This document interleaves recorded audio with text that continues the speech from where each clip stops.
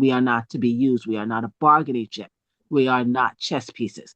Right? Because if the moment that any demolition happens in New York City, it's going to result in more across the city. It's going to have a deep impact. And that just like these conversions have. Why don't we start with introductions and what housing you represent? Renee, why don't we start with you right here in Chelsea? So I'm Renee Kitt. I'm a resident of public housing, the Elliott Chelsea Houses. I've been elected its president as of January. We're fighting a proposed demolition by related companies and Essence. So our goal is to keep no demolition and to stay in Section 9. And Marquis, go ahead.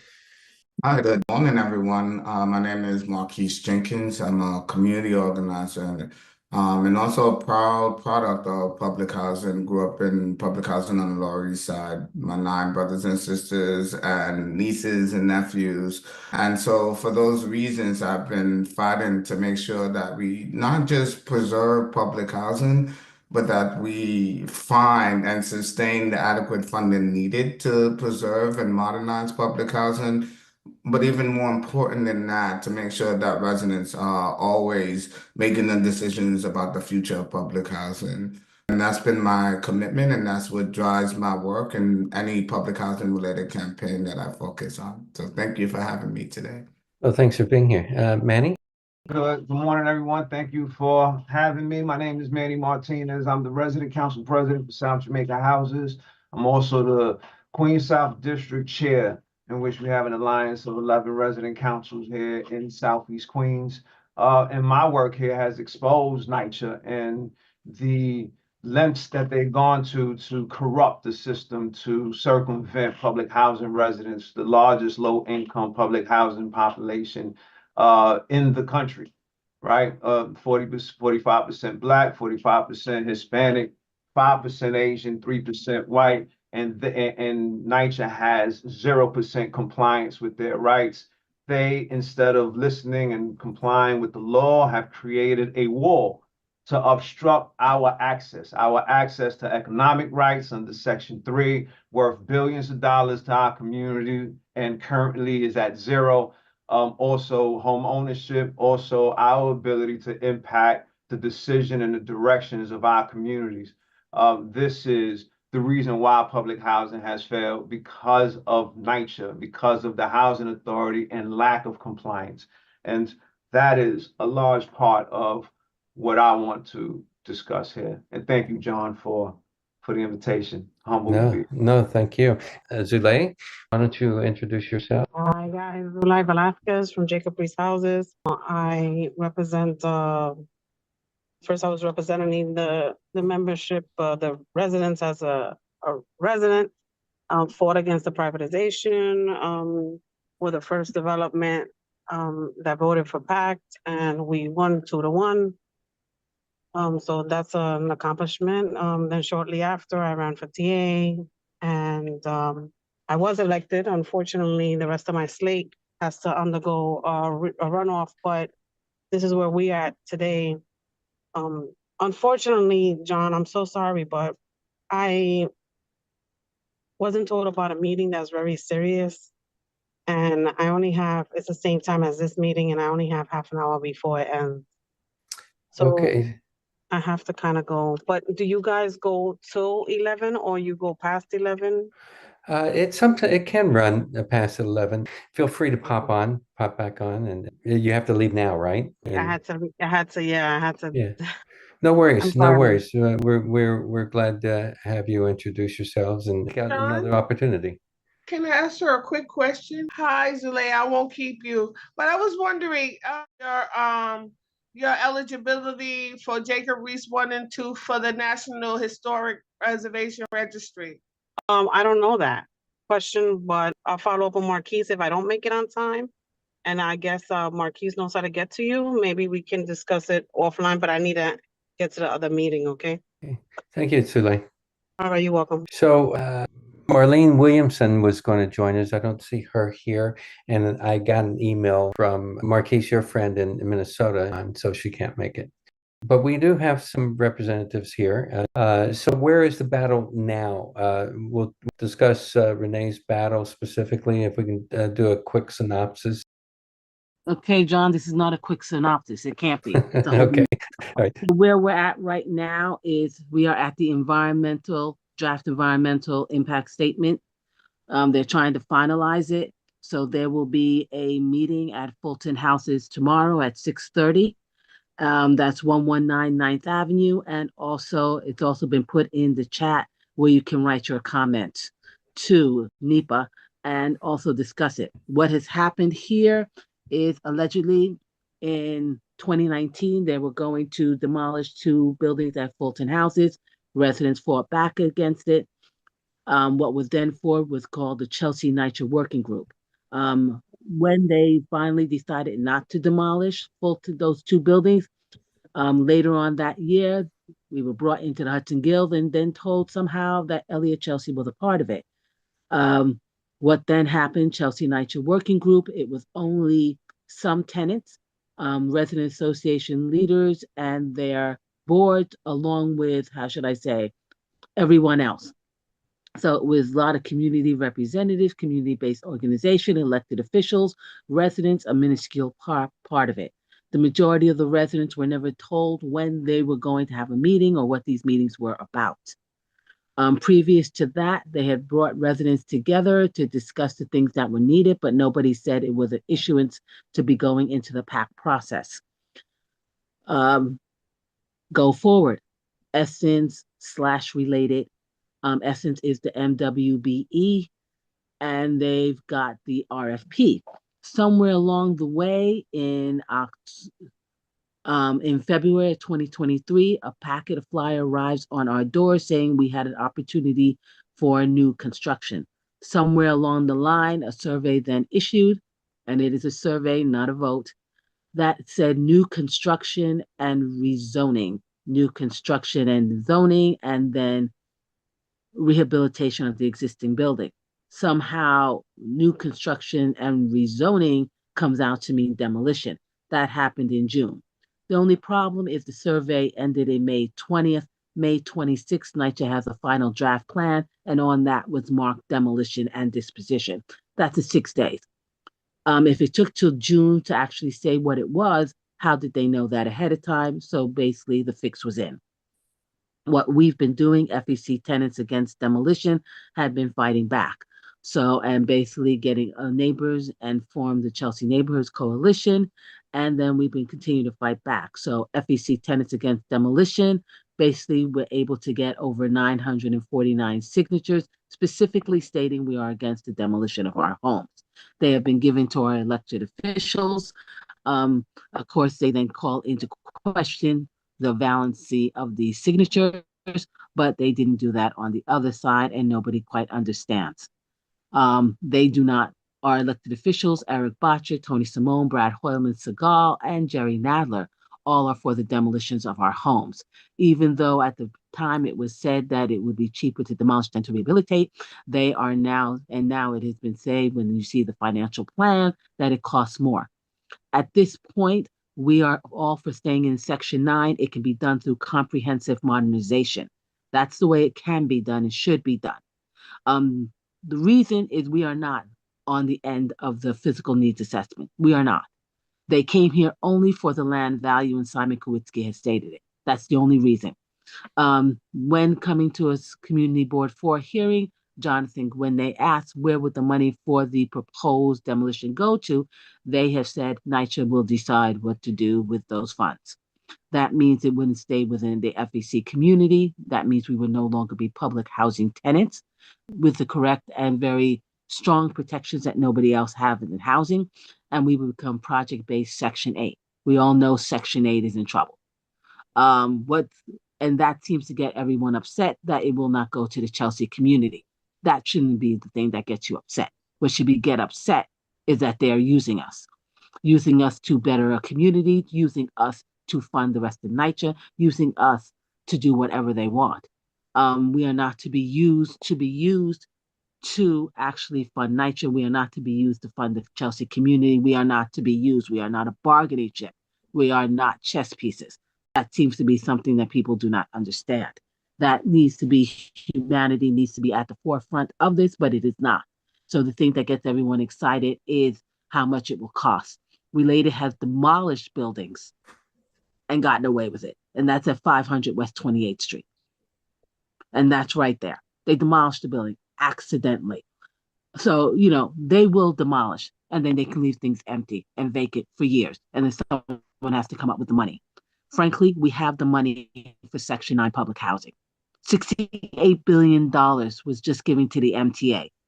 The financial need of, when they hear the word 78 billion, the need for NYCHA, that's a 20-year need. We have a $6 billion right now budget profit from the state. That money could be used for NYCHA. There's been a decision. The decision is to give us over to developers. The decision is to privatize. There is no need to do that. We do not need to keep supporting related companies. We've already done that to the tune of at least $6 billion. And we know about the EB5 program, how they use NYCHA developments in Harlem to actually fund Hudson Yards. We need to stop it. We need to hold people accountable. We need to fund public housing at the level it needs and for it to continue to surviving and thriving. So where we are is a continuing fight, not just to save Fulton and Elliott Chelsea housing, but to save Section 9 public housing. Once they take down New York, they'll begin to take down the whole system. Our goal and what we need to do is fight back on all levels, because this is not just public housing, it's every form of housing that they will then do this to. Everything from rent stabilized, rent control, the 1,000 years, and it will just continue. So that's where we're at. That's perfectly said, Renee. It really is. My sentiments are with you. When you talked about the demolishing, you're talking about a specific building that was part of NYCHA that was demolished. No, that was not part of NYCHA. This was a building at 500 West 28th Street. It's Okay. right on the corner, 28th Street and 10th Avenue. Somehow it was accidentally demolished. It's not a NYCHA building, but it tells you what can happen here. Right. To this day, that building has not been rebuilt. It's a part of Community Board 4's affordable housing plan. Gotcha. Okay. And of course, affordable housing is unaffordable. We have to remember, when people talk about low income housing, they're talking about $46,000 to $90,000 a year. And that's gone up in 1 year from $87,000 last year to $9,000. So when people keep talking about we need to do low income housing, let's understand and let's start using the numbers. That's how they get away with everything. Everyone thinks they know what low income housing is. You need to look at the AMI for this city, and it just keeps rising. And by the way, $90,000, you can actually live in NYCHA yourself. Yeah, yeah. And I think it was Rob that thought to use zip codes or something other than, I mean, the way they figure affordable housing is just a tool, a trick. The letter that Layla had put a form letter together and some links for everybody. I put it on a Google Doc. I just loaded up in the chat. Feel free to write, email the folks at NEPA. Tell them you're outraged. Tell them you're against it. I think there's a couple links there that help guide you. And Lydia's here too. She's been supporting the fight. A lot of Chelsea residents have been very supportive in this fight. And John, I did see hands. Adalki, John, and Lydia. Sure. Who was first? Adalki. Okay, Adalki, go ahead. I actually grew up in that area in Elliott Chelsea houses, and I have friends that went to high school with me there, so I know that area really well. And for you to say that there's an accidental demolishing of a building, and if you look at that area, that's the whole gallery district. I don't think that was accidental. Just knowing that area, it's too, So, but I would love to kind of chat with you guys offline and just talk a little bit more. But yeah, let me know how I could be helpful. We could draft some letters and try to get folks to be involved. And I should say that when I was saying accidentally, I should have put quote unquote, because no one accidentally demolishes anything around here. This is prime real estate. John, who's next? Alex, is that John Leva? John Leva. John, go ahead. I love Renee is amazing. I want a particular question, right? Right now, I'm fighting against this BMT redevelopment. They want to build they said up to like 12,900 affordable units. Now it's down to 7,000. I mean, about 8,000 or whatever.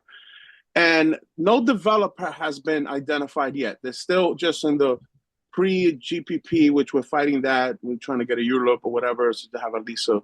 Anyway, they've enticed the Red Hook houses, which is about a mile away, right?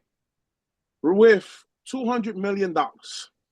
And my question is, where's this 200 million? Because you can't say, well, the developers are kicking it in because they haven't been identified yet.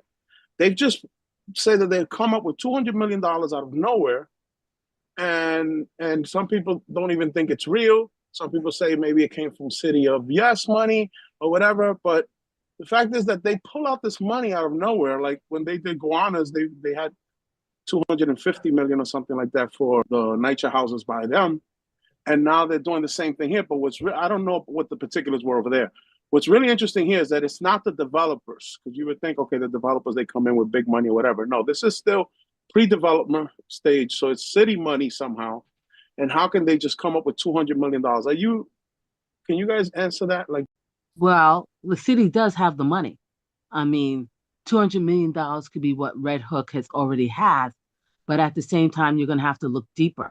Is the money some past money due that the state was holding, whether from the federal government? Because for the past 13 years, because of Superstorm Sandy, they've been going through a lot of, and I mean a lot of reconstruction of that development. So I don't know where the money comes from, but you should ask them that. Who's the one who said with the $200 million coming from? Who said that? Well, that's the thing. The EDC. They haven't said where it's coming from. They just said $200 million. The thing is that they're using that. That's what some people are saying. Well, they would do that money anyway, and they're just saying that to get their vote for the project, which they're going, I mean, I don't know, it's just a weird thing. Like, where's this money just popping out from? And I of course they have the money, but if they have the money for that, then where's the money for other projects, Yeah. Good point. You should ask them that. I'm trying to get to the bottom of it. Yeah. Alex? Yes, Lydia and then Renee. Okay. Lydia, go ahead. Oh, I just want to say that everything that Renee says and more so, but one of the biggest problems we have is that we need more voices in the room reminding people that NYCHA, a failed, corrupt organization by any standard, is somehow charged with deciding the futures of the tenants and the community. I mean, who the hell would put that power into their hands? And the answer is that our elected officials are not being responsible and they are not listening. And I'm wondering, what happened at Reese houses? Were those votes supported by the elected officials? Because, we are like in a crisis of the tenants not being heard or seen. And that's just completely something we should not be putting up with. And I think we all have to support each other. That's why I'm encouraging people from all the different NYCHA groups to come, and speak about this project in Chelsea. And likewise, we should all be speaking out together when you guys are up on the block. So I just want to say that I think there needs to be more organization around that. Maybe, John, you can do that because you're good at that. Thank you, Lydia. And that's perfectly said. Alex, who's next? Renee and then Marquis. I just want to say thank you, Renee, for that presentation. I fully agree with you. My aunt lives in Tompkins Projects in Brooklyn, and I have another cousin that lives in Langston Hughes Projects in Brooklyn.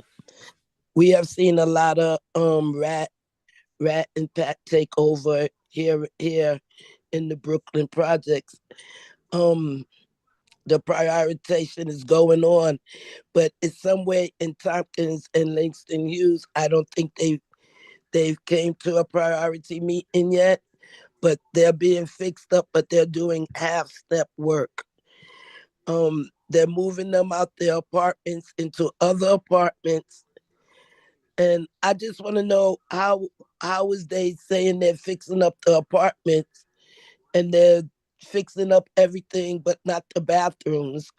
The apartments are worse than they was when they moved them out. I don't understand that. This is interesting, Renee. Sounds like something similar they're doing over at Chelsea. I think about that. But let me ask you, they are a rat pack, and No, that my aunt they're said voting. that they've been approached, but they're just having meetings, but they're not really. It's just in the air right now. Yeah, maybe this is where we can kind of connect, and maybe there's other housing, public housing that voted against the rat pack too, and I was hoping they'd be on, and maybe you need some folks over there from these other housing that to discuss their experiences. Yeah, I think I would like to I would like to talk to someone about that, because they're moving them. They're saying that they're coming and saying asbestos is in the floors, and they'll move them into other apartments. Right. And they're fixing the place. And then when they move them back in, they raise their rent. Yeah. Manny, any thoughts on that?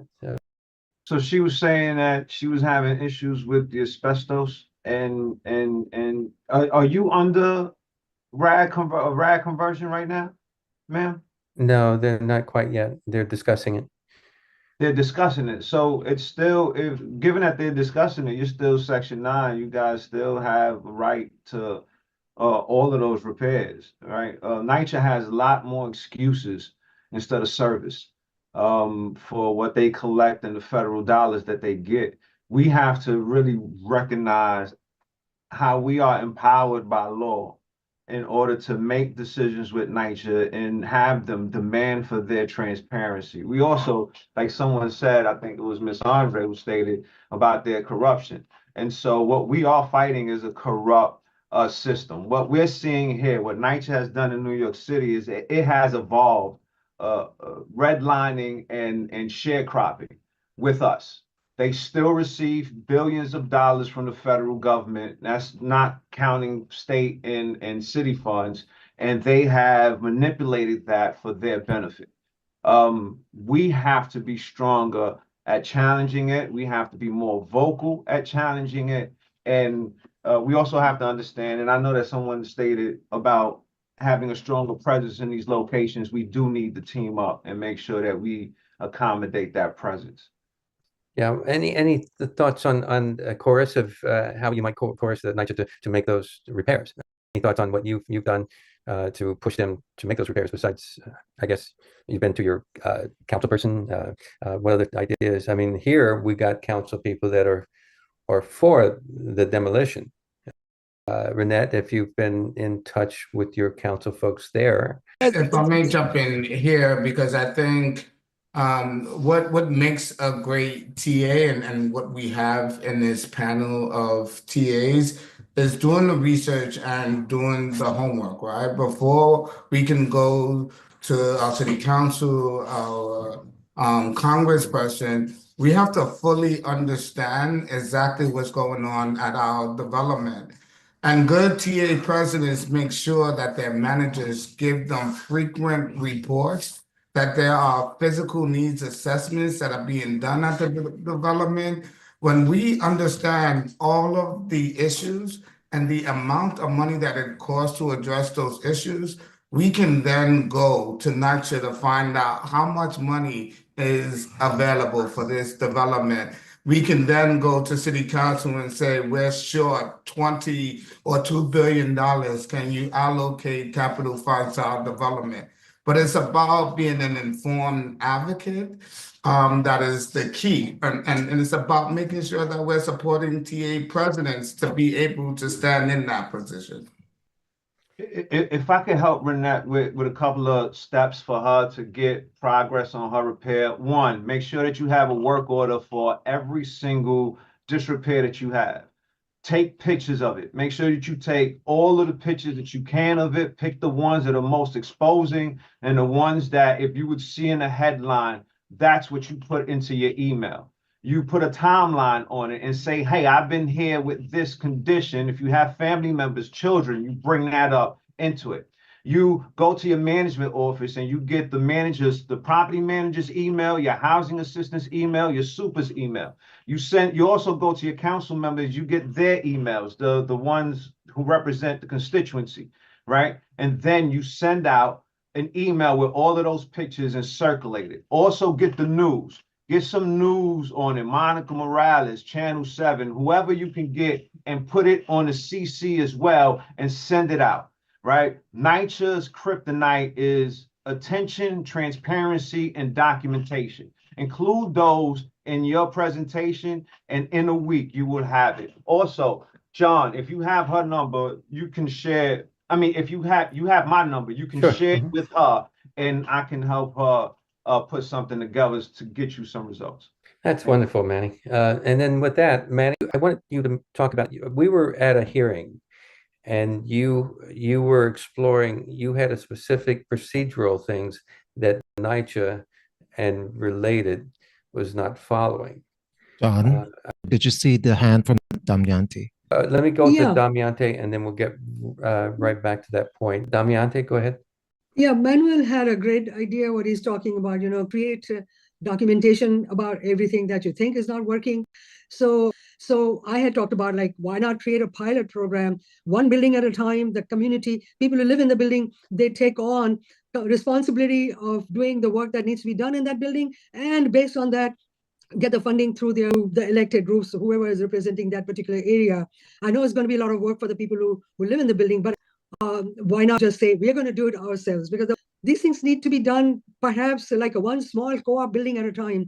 When I lived in a small co-op, we managed our co-op. We did not go and get a managing company to do it for us. So create your own managing company in a small, maybe it's a 6-story NYCHA building where there are only like 50 tenants who live there. But I think whatever is being done doesn't work. A lot of money being spent, every taxpayer's money being spent, and this is all going at the very top. It's not trickling down to where the work needs to be done. And when I hear about all these conversations, it really makes me kind of mad about it. Like, what's wrong with all of us? Why can we not say we're going to manage our own affairs? You cannot do it. Let's manage our own affairs. And there are a lot of people who know how to do construction work, how to do repair work, who live in NYCHA housing, and you can suddenly get some volunteer advocacy groups to help you with any design, structural, or whatever other issues. People can come together and do something about it. But the organization has to happen at the ground level where people live, and who are living there, they're the ones who need to create their own community, gather people around, whoever can help you with it. This is a great idea, and it goes to what we spoke to quite some time ago, and I've been wanting to put through is we called it the HURT committee, where you cosmetically, we can go in and do what we want. We can paint the walls. We can do, when it comes to other fixes, that's a little bit more complicated. Boiler, that sort of thing. You need the NYCHA, well, the landlord NYCHA to sign off on it. And John, it's not complicated. Boilers get put in the buildings by engineers and architects all the time. Right. So that's where you need to bring in somebody who knows what has to be done. Of course, as I said, they are pro bono, people who do some pro bono work on these things, across the communities. Fail the light bulbs that are not in the stairway. It tugs at my heart to think about that a person was killed because the light bulb in the stairway was not there. And that's how you start to think about, like, who was responsible for the light bulb? Maybe the people who live there, just go and change the light bulb. Right. Don't wait for NYCHA to come and do it. Yeah. When I say complicated, one second. When I say complicated, I mean getting sign-offs. I mean, it's will they sign off on a group of tenant managing their thing? I mean, in order to do the work, some of this work. Create a pilot program that we want to do this way, and sign off meaning you just need funding to do it. There may be some community-based businesses who can provide you with light bulbs or with a faucet. Those things can be, again, obtained for free. Don't wait for NYCHA to do it. John, I have a fast question. Do we have time for two hands, John and Nadalki? Yes. I just want to say we have to look at in the history where people have done the brick and mortar themselves in the Bronx when the things were burning. We have to remember that when things get really tense, people don't wait anymore and they take accountability into their own hands. And I think that for a long time, I always felt that NYCHA could do it themselves. The funding is the only thing that's lacking. These people are smart. These people are courageous to be able to stay there, to be able to do all the things that they can. But I think in order for that to happen, there has to be serious organization. There has to be serious communication within floors, serious communication within buildings. And that takes time to build that. Not everybody gets along, and that's in every building that people organize. But I think you guys have the ability of people power that no other housing team has in the city. But that's going to be a decision that you guys have to take. And I'm not speaking, taking off my right to counsel, I'm speaking for myself right now. I think that housing right now, we are in a crisis, right? How much are we going to wait for folks to respond? It's up to you guys. You guys are the folks living there. You guys decide. Yeah. John Leva. As a person that cares deeply about affordable housing, NYCHA, these projects are the best example of affordable housing that we have. And I really, really have wanted to be a part. I just don't know how to be involved. Like I don't live in one, but I believe like that should be the cornerstone of our fight for affordable housing. Like if we get that right, I think that's why they don't want to get it right, because then it sets a bad precedent, right? So how can somebody like me be more supportive and fight? Because like if I go to one building, they might want PACT. I think it's a bad idea, but who am I to tell them? So that's just my question. How do I become involved in a way that, with you guys leading it, but just, I don't know what to even fight for. Could I do want to just dispel some of these rumors, these misguided assumptions. So public housing residents have fought.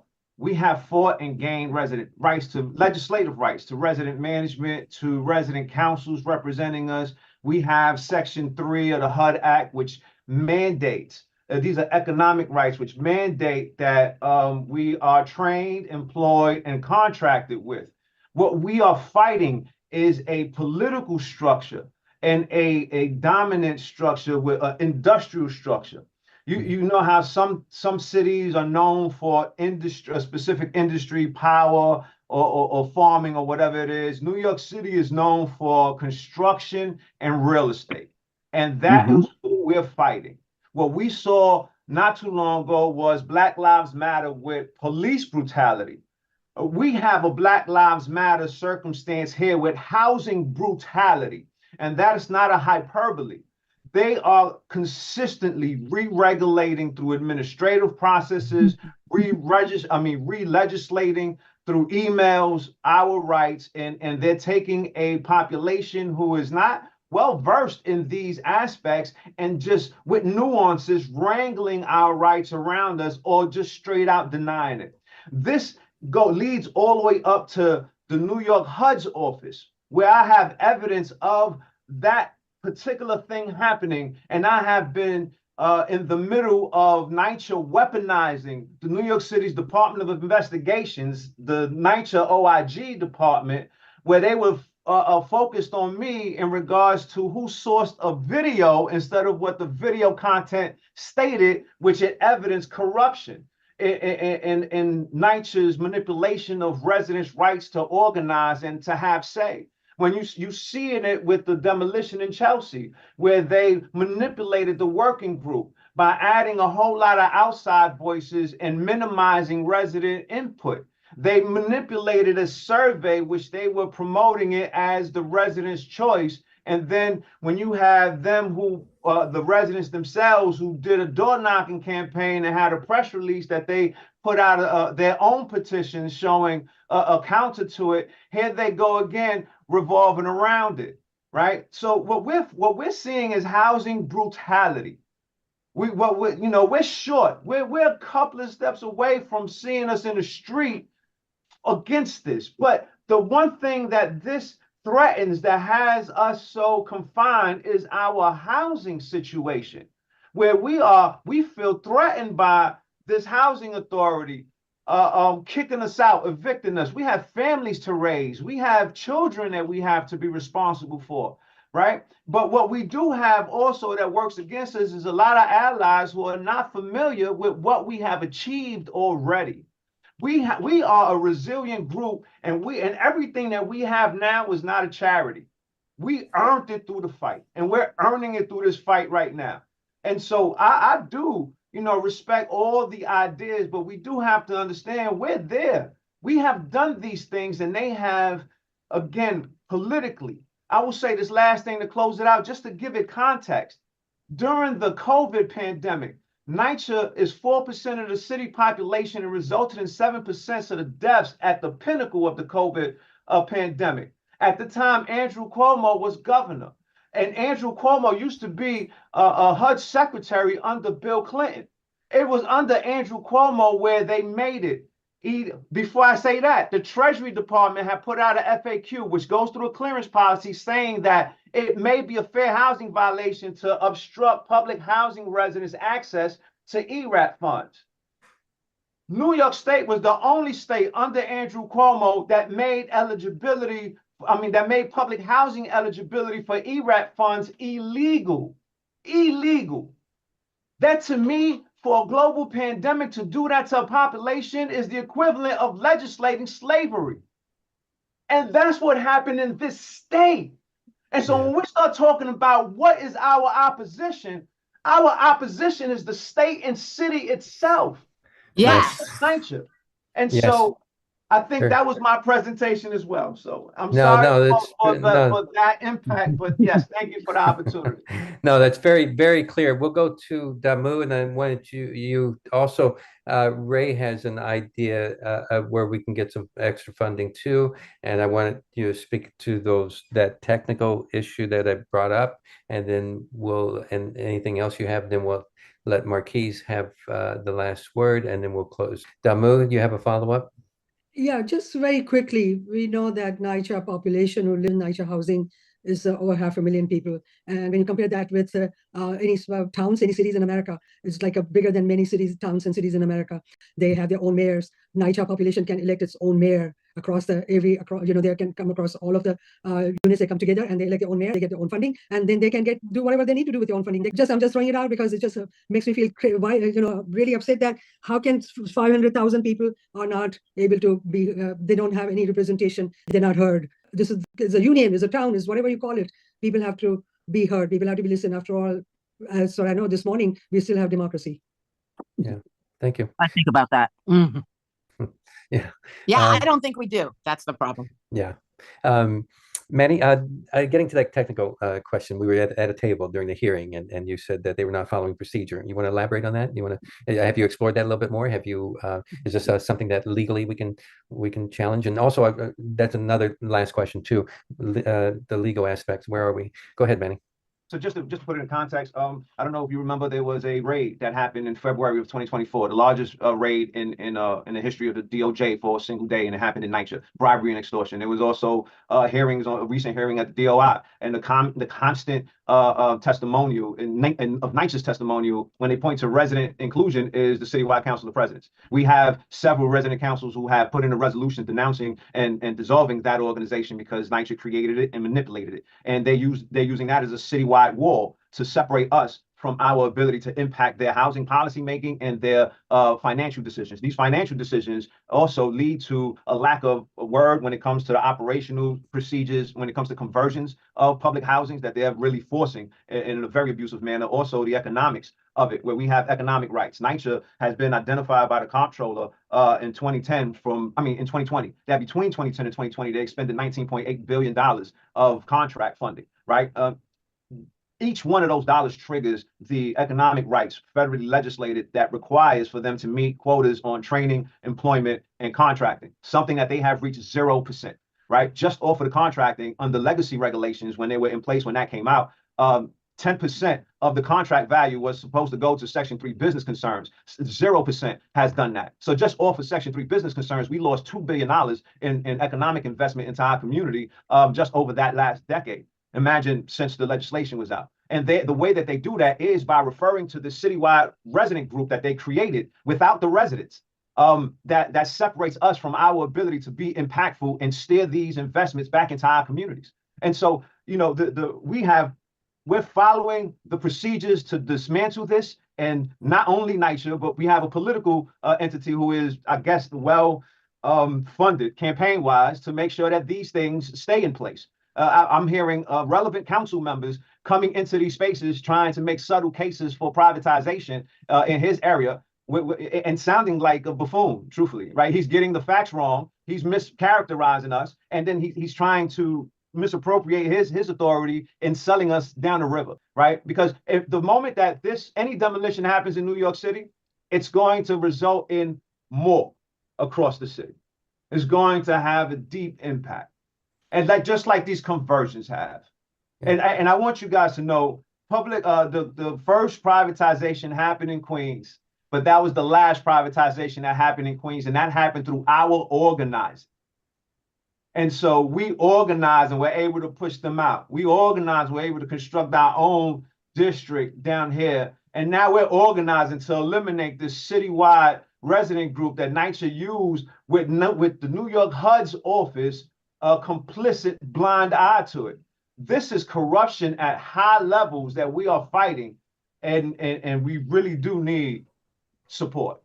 Yeah, yeah. I'm glad you express it this way, because it's really hard to express, really hard to understand what's really taking place. And I think you really give that a good shot there. When you say the councilman, what councilman were you referring to in your area? Not in my area. I'm saying relevant to the topic here, Okay. one of the primary topics here. I'm not going to be, finger pointing, Gotcha. because I don't want to make it, but you can see it at the last DOI hearing, his discussion, his misunderstanding on how the police structure at public housing works, right? And how he tried to leverage that as a selling point for privatization, which is very harmful. Yeah, we have very few friends there. I see Chris Banks and Chris Marte very supportive. I see some good solid support there, but outside of that, I'm not seeing it. I'm not seeing it elsewhere. I agree. Maybe. Ray, Renee has a hand up, John. okay, Renee. I thank you for that, but I think that a lot of NYCHA tenants don't even know what you're speaking on, and I think they need to be educated, and you would get more support from them, because a lot of them is not educated about what's going on in NYCHA. A lot of this is new to me, and I organize every day, so I know if I don't know it, I know they don't know it. That's a real good point. I've spent some time getting signatures on petition. Luana and myself went out door knocking, and it's an interesting experience. And I've certainly been involved with other petitioning. What I'm seeing is some people don't believe it's going to happen. They kind of stay within their bubble. Some people don't know what's going on, and some people are interested, but they didn't know some of the details. And there's a lot of people that would be willing to get involved. Ray, why don't you pop in here?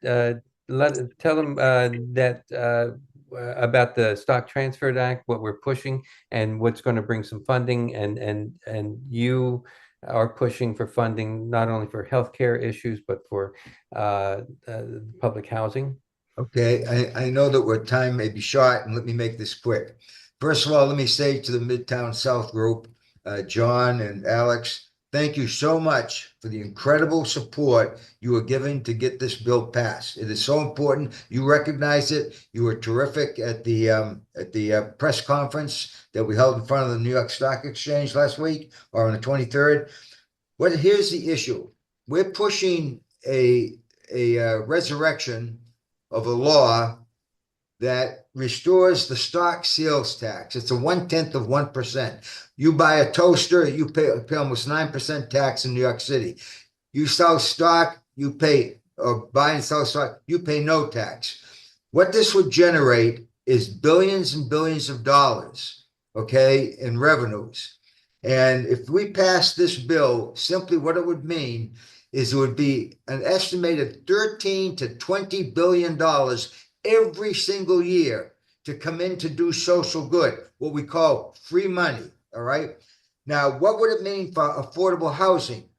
There is a 10% of all the money collected would go to two groups, NYCHA and the New York City and the New York State Homes and Community Renewal. So it would be cut in half. So that would be a minimum of $650 million going to NYCHA every single year. And it's expected or estimated that it'll be a lot more money that would come in. All right. So what I'm anxious to do is to get a number of the resident council leaders. I wish I tried to get in touch with Danny Barber, who I finally managed to talk to a couple of times, who's the head of the overall residential councils. to be able to get a meeting with resident councils to talk about them getting involved in supporting this bill. I think would be very, very powerful.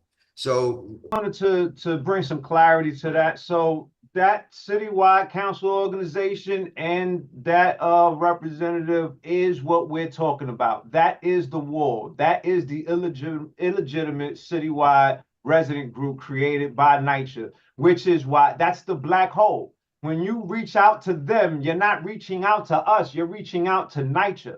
So please understand that is the illusion of confusion that we are fighting against to dismantle. And that's the reason why we are so inundated by all of this, because of that illegitimate resident, that illegitimate organization that NYCHA created. And they recently attempted to recognize it as a resident council for the city. I know that may, you may not understand what that means, but what that means is that they take away the power of 193 resident councils currently recognized, and they could just run everything through this NYCHA-created resident organization. That is the manipulation. So please, don't be fooled. I do understand we need to have more education on that, but we are currently in that fight so that we can restore our power to our community. It's not that he doesn't understand or that they don't understand, it's that they are a part of the problem. They had no refunds on the sellouts. I will end it with that. So what do you think is the solution to getting to this bill? What do you think? How should they proceed then, if not with the councils? That council, you have 193 recognized resident councils or tenant associations that have the legislative power to represent their community. This other citywide organization that you're reaching out to is the black hole. So you need to reach out to the 193 resident councils that have the actual ability to represent their community. This is NYCHA's roadblock. Yeah. So you're saying reach out separately. Maybe that's Ray. Maybe that goes to his frustration. You talked about Danny Barbara, and you seem to have communicated with him. Maybe that goes to his frustration. Maybe he feels like he's swallowed up in his black hole. According to you, he's sincere about could that be what you're? Yeah, I'll tell you. I think if any of you folks, and I'm going to follow up, I definitely want to talk to those of you who are heads of the resident councils that are on this Zoom meeting. But Danny, I saw him interviewed by Marsha Kramer about 1.5 years, 2 years ago, and he did a terrific job outlining the problems with NYCHA. But in talking to Danny, quite frankly, he's very tired. He's worn out. I felt he was on the verge of basically saying, I don't think I can do anymore. I give up. It was kind of sad, actually, okay, because he's done a lot in the past. But I definitely, the resident councils are critical. If we can start getting 1, 2, 3 on board, passing a resolution that they support the bill, this would be terrific for what we're doing. And again, I understand there's a shortage of time here, but I'm anxious to talk and meet or do a Zoom with just the heads of various resident councils to try to get something moving on that front. So we have 193 councils. That's a lot of work. How, Manny, how do you, or Marquis or anyone, think about proceeding? Do you have these contacts of each of them, or do we need to, you have? Well, I think, first of all, a packet would definitely be helpful. And I think, there's a lot to be said. It is also very difficult to speak after Manny when Manny drops so much knowledge. But I think, what Manny keeps reminding us of, and we have to keep in mind with every stage of this fight, right, is that it's not about the lack of funding. We need funding. There's no question about that, right? But it's about the political will. When you look at public housing historically, right, and you look at the population that lives in public housing, we moved into public housing as they were destroying our homes in the name of urban renewal. And so what we're seeing is somewhat of a repeat of that. And so as Manny keeps stressing, we have a political fight. And what was critical, right, is for us to begin to organize politically, to begin to consolidate our vote or voice as one. We have a sleeping giant, so to speak, and I hate using that phrase, but the reality is we have 400,000 public housing residents, right, who are impacted by 101 plus issues. And so it's not that public housing residents don't care, it's that we're constantly fighting. We don't get to take a break and sit back. So groups like this and what we do, right, we also need to spend a lot of time on focusing on how do we organize politically, right? Because it's our elected officials who are making these choices. When the developers see our land, they see dollar signs. Yeah. And it's nothing for them to give a politician $20,000, $30,000 to get them to sign off on billion-dollar deals. Can Yeah, I just they sell out cheap. Go ahead. I think some things I'm hearing has not changed from the 10 years I used to do participatory budgeting. And that is that there's always going to be a political will to come up forward. But how can we be creative, right? In times where there was no way of documenting how people were living, Jacob Riis pulled out a camera, right? How can we be creative to hold people up to their own standard, right? I think there was one time that we had a political person come inside an apartment and stay in there that one night. I don't know if it was de Blasio. I mean, that was the disaster that ultimately led to the demolition of Cabrini Green. When they did it here in New York, it was Donald Trump's party planner who he hired for HUD, right? And that also turned out to be a disaster. All roads are always gonna point back to the people who are making the decisions, right, to demolish and not fund public housing. The solution is always going to be the residents, but we need our allies and our organizers to think creatively about how do we, again, build that political power, because when we build the political power, we get the political will, and we're not fighting this fight every single year. Our elected officials need to either come from public housing or they have to be very clear that we will put them in and just as easily take them out if they don't follow. The other thing that I'll uplift that Manny is saying, or that I'm saying rather, is that when we go to these elected officials, we have to stop asking, what are you going to do for us? It is a job, and it's time that we design those job descriptions and force them to campaign, to do an interview, to see how they are going to fulfill the needs that we have outlined in a job description. So yes, we need money, but before we get that money, we desperately need the political will. Yeah.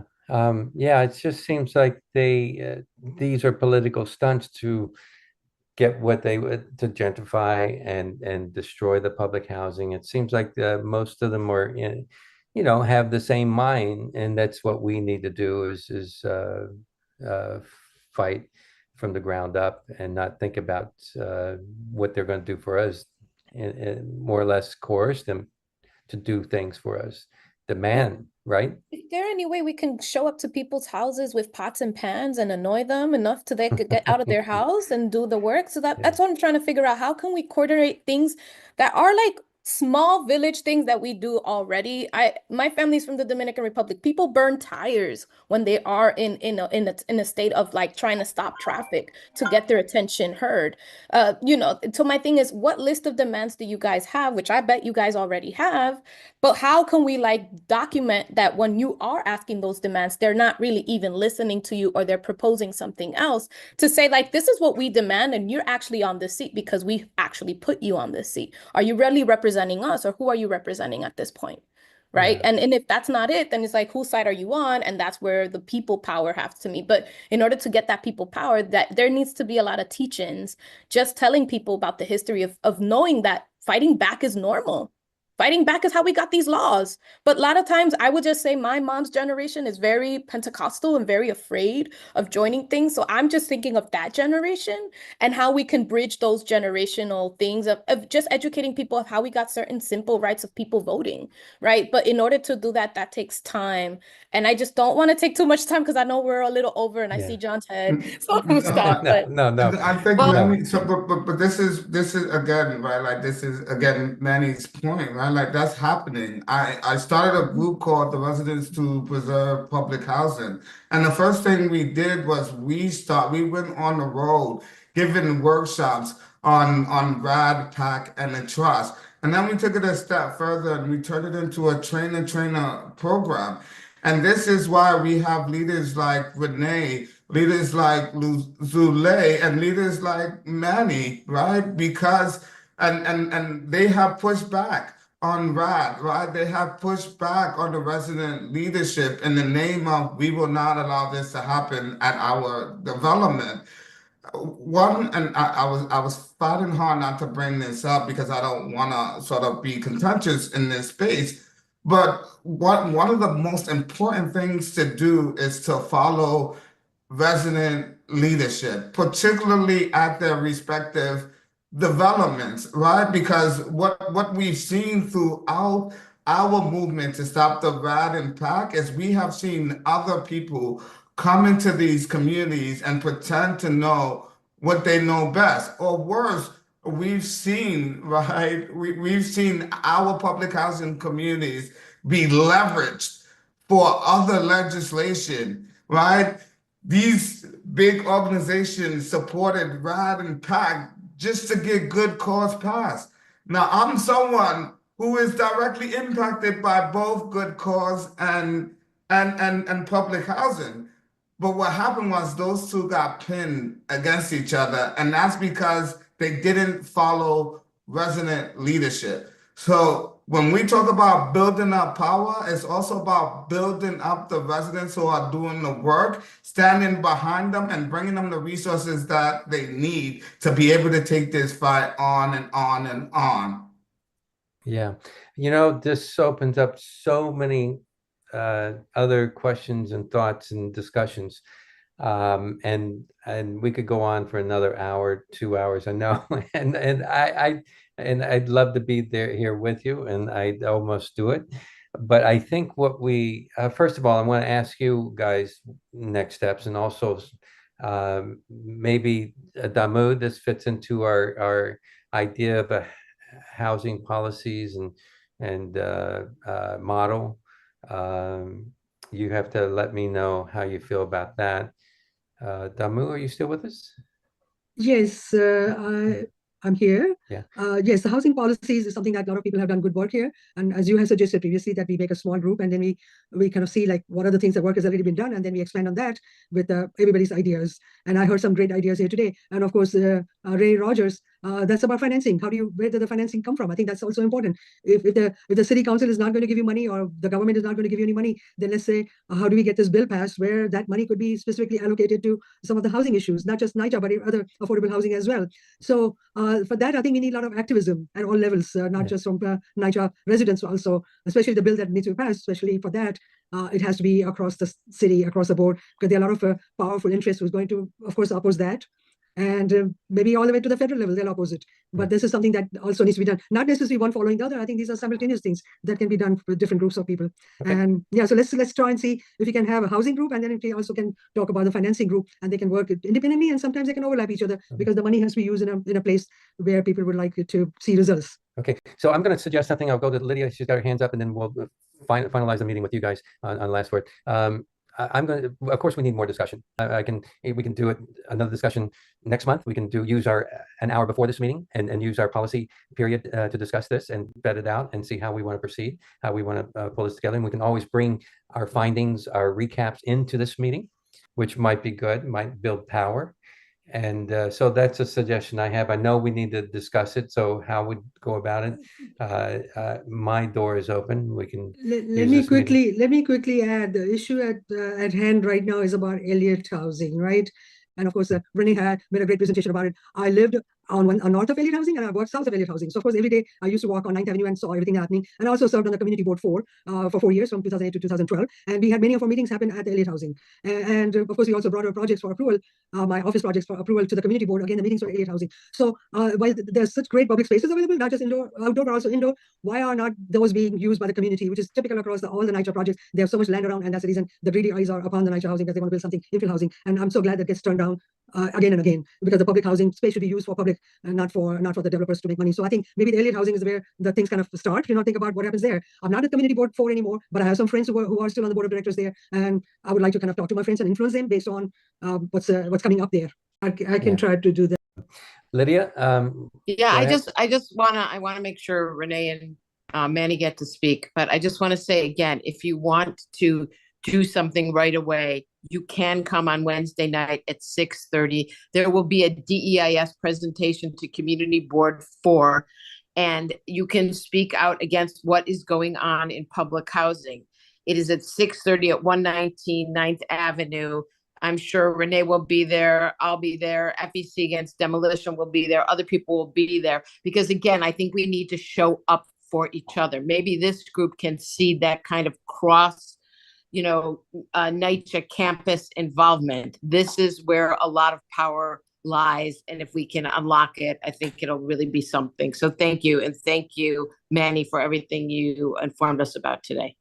Yeah, thanks, Lydia. And I think that's something we seriously have to consider, is building connections with all these public housing. And we can, and I know a few, and I know you guys know a lot more than I do, connecting wise. And those 193, I think that would be a good goal to bring us all together. So anyway, with that, I'll go ahead and go around the room with you guys, and we'll. What I would say is these meetings have just started to happen they're coming. The next DEIS meeting is in Fulton. The Housing, Health, and Human Services Committee was in Elliott Houses, was there, but it has to be more than having a meeting. People have to be aware you're having a meeting. So if you're going there, you're also going to have to do outreach. That means the community board is going to have to do outreach. I could do some, but they're going to have to do more. So, at the last minute, when you're changing it from 33rd Street to now coming to Elliott Houses, and you're doing that with 2 days notice, it gets to be difficult. These things, if you want more tenants out, outreach has to be done. And that's on all levels. The things that we're doing, knocking door to door, putting leaflets and flyers, speaking to people constantly, that's what we're doing. So it's an all-out effort also to educate them on Section 9, and that's a lot of work. So we can use as much help as possible. Stop FEC Demolition, it's all in the chat as well. And also to make sure, because right now we're in a war and it's like we're under siege. We have these people who are on our campuses trying to solicit people to call Eric Botcher, Tony Simone, Brad Hoyland Segal. This is a daily thing. We see them all the time, and this is where we're at in this struggle. We are at war, and that's what it needs to be thought of. Perfect, Renee, perfect. Renee, one question real quick. You need help with petitioning and stuff in the buildings for your next election? It's not an election right now. Right now, we're going to the nomination process. That's what we're doing. The signs are already up on every floor in every building in this development. Everyone knows there's a nomination. If there's more than one, it will be then the election. After 30 days notice, an election will be held. Okay, thank you. Isn't that liking to like your cabinet? Isn't that's what you're electing, right? You're pretty safe as far as your position, right? Yeah, it's done. It's certified. I need to have the HUD minimum 5. We're trying to get a full board. Right. And that's like your cabinet. You should be able to choose that, right? Or that's no, not we're not able to choose that under anything. Yeah. Only if there's a vacancy and you don't have upcoming resident meetings, then you have the ability to make a choice. Mm-hmm. Okay. But because we're having meetings, and we have been having meetings, we're going through the process. So we gave the 30-day notice. We're now having a nomination for the positions that are vacant. And then after that, if there's more than one person for the position, we will have an election given 30 days notice. Okay, very, very clear. Thank you. Manny? And just want to say it very briefly, and I put it in the chat. What the one thing, if I had to ask for, that would have the biggest impact would be to fund persistent legal representation and the rights of residents, not just eviction rights or when you're at your crucial, but actually protecting the rights of residents, resident organizations, and making sure that compliance is held. And then the second thing is we really need to demand the resignation of NYCHA's executive class, because we keep saying NYCHA as if it's a faceless organization, when it's real people that are in these positions making these decisions and manipulating this whole process of 500 of close to, of over 400,000 predominantly Black and Hispanic residents. And they're doing so freely because it's 90% Black and Hispanic residents. And so I just wanted to leave off on that note. Thank you. No, great note. Let me ask you, do you think when we discuss, like when we think about a legal team, I do think we need to build a legal team. I think we need to, in any of these actions against NYCHA, HUD, all those folks. But do you think there's a possibility or a benefit to looking at the different housing complexes together and building a legal team for all these folks? A class action, yes. Yeah. Because remember, resident councils it's a federal right, legislated, not just regulated, legislated across the country. And so here, given we have right now 300,000 people, because of the conversions, it dropped down over 100,000 people, and we have 193 recognized residents, we do have the space and population to have a massive class action. But we do need to have the presence of legal representation on a consistent, persistent basis. That would help bring out people. But people are motivated. If they see lawyers are involved, we feel coverage. We feel like we have protection to go in and see what's going on. And that would also create a barrier between NYCHA's executive class that tends to lean, squeeze, and impose upon us their will instead of keeping compliance with our rights. Okay, I'm glad you said that. So I'm seeing two strong actions so far. Legal team in touch with 193 and coalescing together in meetings with 193 folks, the different councils so far. And of course, we should write any kind of actions that we see that might be worthwhile exploring. And that should be a part of our next meeting, I think. If I could add one dynamic to people, when you say the 193, let's not look at it as individuals. If you contact me, I'm going to reach out to my 11 or my 20, and that one's going to reach out to their 10, to their 5, right? And then we have to do the focus on the resident council, right? We have 1,100 elected resident council officers throughout the NYCHA district. So that can be our NYCHA 1%. If we were able to organize them, we can have at the spark, at the drop of a dime, 300 people, under a combined effort, showing up at places and, scaring people straight, so to speak. Figuratively. I like that idea. Right. That's what we did when we were running. We were petitioning for Renee in her elections. It's people just don't know, and they really need to know what's going on. And when they know, they get involved. I mean, people were running out their houses. We had them running out their houses downstairs to come and vote. So we know that, it's misinformation, it's racism, it's a whole bunch of other stuff. But at the same time, yes, our community is so insular that, it's hard for us. We have this fear of authority, so to speak, because we've been marginalized so long. It is like a slave master kind of relationship. And we need to get out of that mode and realize the potential of the power. That's how movements have changed this world. It's because people have realized that they were being, brutalized, like you said, Manny. And they realize that they have no other choice but to fight. Either you fight or you lay down and die. So the same thing with housing. You're going to give up or you're going to fight. What do you want to do? I love that brutality analogy too. Marquis, last word. Earlier I said it was difficult to follow Manny, but the truth is he makes my job a lot easier. Right. I would just close with stressing the importance of following resident leadership. recognizing that while we may not live in public housing, we are definitely going to be impacted by what happens in public housing. The entire city is going to be impacted at a time where we should be looking at public housing for inspiration. We certainly should not be tearing it down. What is happening at Chelsea, Elliott, and Fulton is my inspiration about how residents are banding together and taking ownership over what's happening at their development. And Midtown South is a part of that example that we need to follow. We need to go to these TA presidents, ask them how could we help, let them lead, be behind them, and give them the resources and the support that they need to protect their home.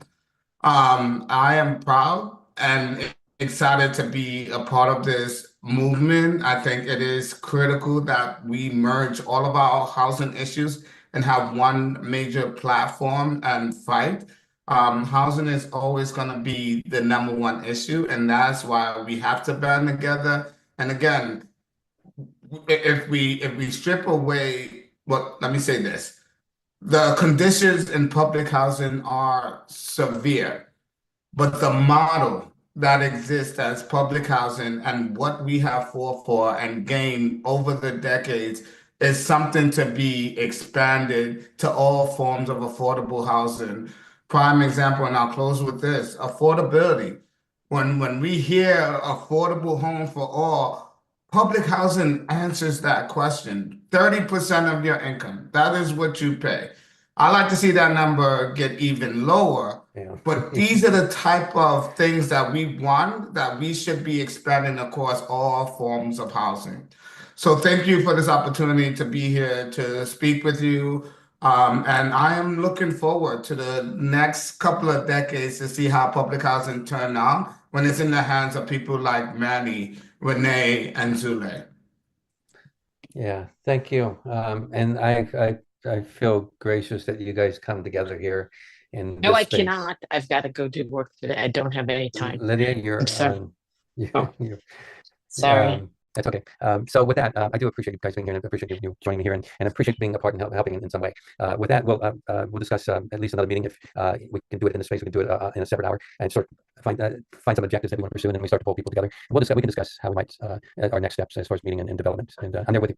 And thanks for having me there with you. And thanks for everybody being here at this meeting. A lot of people hung in there till the very end. I know we went way over, and there's just so much to discuss, and this is so much to deal with right now. And this is connected. And I think there's a lot of people understand that. And thanks for your constant activism, everyone. John, can I ask a quick question? Manny, what did you say about the Berman lawsuit? So I believe that the Berman lawsuit is what led to the 2019 Federal Monitor Agreement. First it was, they did the Federal Monitor Agreement and they had positioned NYCHA for receivership, but the Federal Monitor Agreement was what pulled it out of receivership.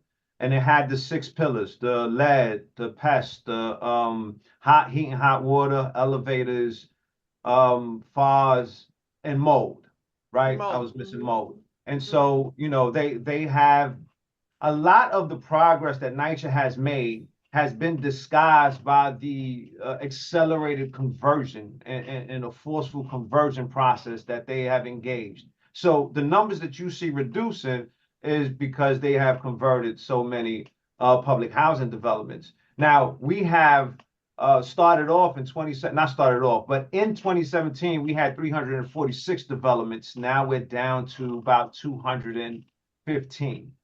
193 has resident council representation and 22 do not. And I have confirmed those numbers yesterday evening, talking to one of the directors that manages those, you know, that follows resident councils in NYCHA. And so that's a very recent number as of yesterday. But yes, that's what the Berman lawsuit is, what resulted in the Federal Monitor. Because I was saying that, I know we're getting off. I was thinking that they had agreed that the allegations that were made against them, NYCHA, having agreed that the allegations made against them, they settled that lawsuit, right? And they had received a whole bunch of money. It was only supposed to be for the projects related to the lawsuit, or was it supposed to see for NYCHA developments in totality? Well, it was all of NYCHA that was in the lawsuit. It's all of NYCHA that's affected by the 6 pillars that we discussed. So there isn't any isolated developments in that lawsuit. It's for the complete jurisdiction of NYCHA. So what are you saying? They use that money for redevelopment, in other words? No, the redevelopment is what reduced the numbers. Like, so the percentages that went down was, instead of them fixing the problem, they got rid of the problem through funding conversions from Section 9 to Section 8. So basically I don't know what happened to the money that was supposed to go to the rehabilitation of the NYCHA. Well, NYCHA is a black hole when it comes to money. Real quick, NYCHA had $1 million. So the council member here, which is also the speaker, had secured $1 million for a computer lab installation, and NYCHA, through the scope of their project, reduced the value of the contract by 60%. So instead of $1 million, it was $400,000.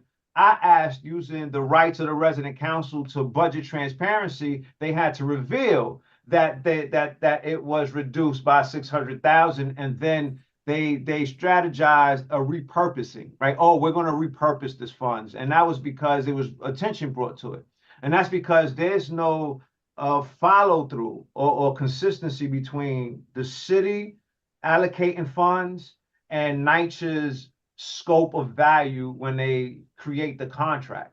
And so, because there's no alignment there, they're able to do that. And so now my question is, how much of that funds, city funds and state funds, have gone into the NYCHA black hole that nobody knows about? Right, because that was $1 billion. See, because now looking at the consistency of distribution, councilmatic funds are provided from a council office to a resident council. When it goes to NYCHA and it comes to us, that money, which would, if it goes to a nonprofit, would have to go through reimbursement, which means you have to pay for it and then reclaim it. When it goes to NYCHA, they provide that funds to the resident council fully, and that gets automatically accounted as resolved, right, from the city. And so the same happens with the city funds. Once they give it to NYCHA, it's resolved. There's no accountability for value or making sure that there's compliance and value from what was secured on the city level and goes to NYCHA.